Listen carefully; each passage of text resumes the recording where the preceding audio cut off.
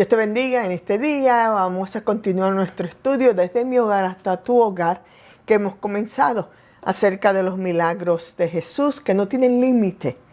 Y Jesús tiene todo el poder sobre la vida y la muerte. Eso es lo que queremos estudiar en los próximos minutos juntos. Pudimos ver la semana pasada que Jesús escuchó la petición del centurión para con la necesidad de sanidad para su siervo. Y le rogó a Jesús y le dijo: mi criado está postrado en casa, paralítico y terriblemente atormentado. Y Jesús le dijo a este hombre: ve, y como creíste, te sea hecho. Y su criado fue sanado en aquella misma hora.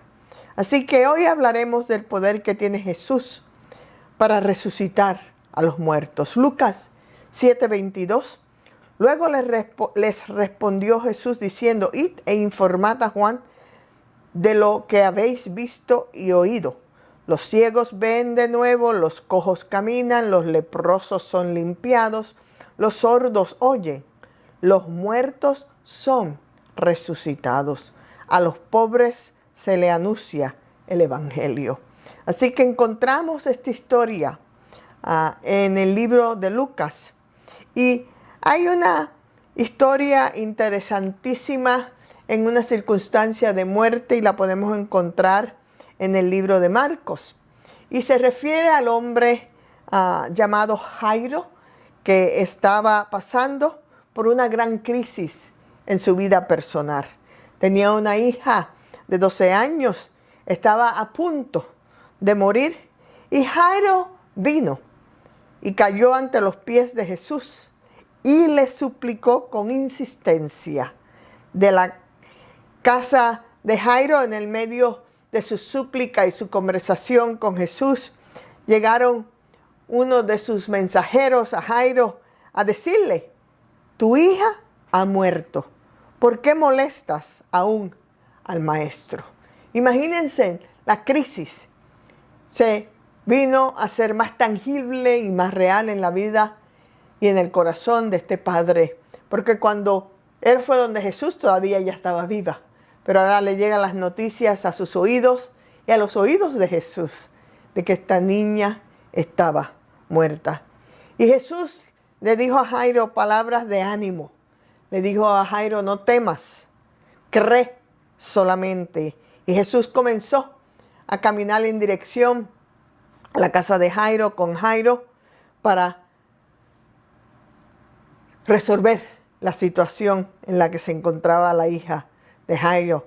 Aquella situación parecía imposible en la mente, en el corazón de este hombre, pero no sabía todavía que en unas cuantas horas esta circunstancia iba a cambiar drásticamente. Aun cuando Jesús fue detenido en el camino, Jesús continuó en dirección a la casa de Jairo. Y dice que cuando llegaron a la casa de Jairo, había una gran conmoción, había un gran alboroto.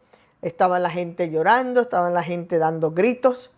Y Jesús dijo a esta gente: la niña no está muerta, sino que duerme. Y dice la historia que se reían de él. Y Jesús fue a la habitación de esta niña y, tomando a la niña por la mano, le dio la orden de que se levantara. Y inmediatamente esta niña se levantó de la muerte a la vida y se puso en pie, dice la historia, y comenzó a caminar. Y Jesús le dio instrucciones a la gente de la casa para que le dieran de comer. Tú y yo tenemos que vivir a la luz de la realidad que Jesús es quien nos creó, que Jesús es el que nos sustenta, que Jesús tiene la contestación tanto a la vida como a la muerte.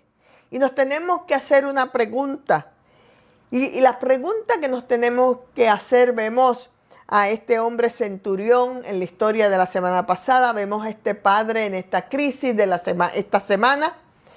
La pregunta que nos tenemos que hacer, tanto el centurión como Jairo vinieron a Jesús en el medio de su circunstancia, en el medio de su crisis, en el medio de su necesidad. Así que tú y yo nos tenemos que preguntar a quién le estamos trayendo nuestra necesidad. ¿Se la estamos trayendo al Todopoderoso? ¿Se la estamos trayendo a Jesús?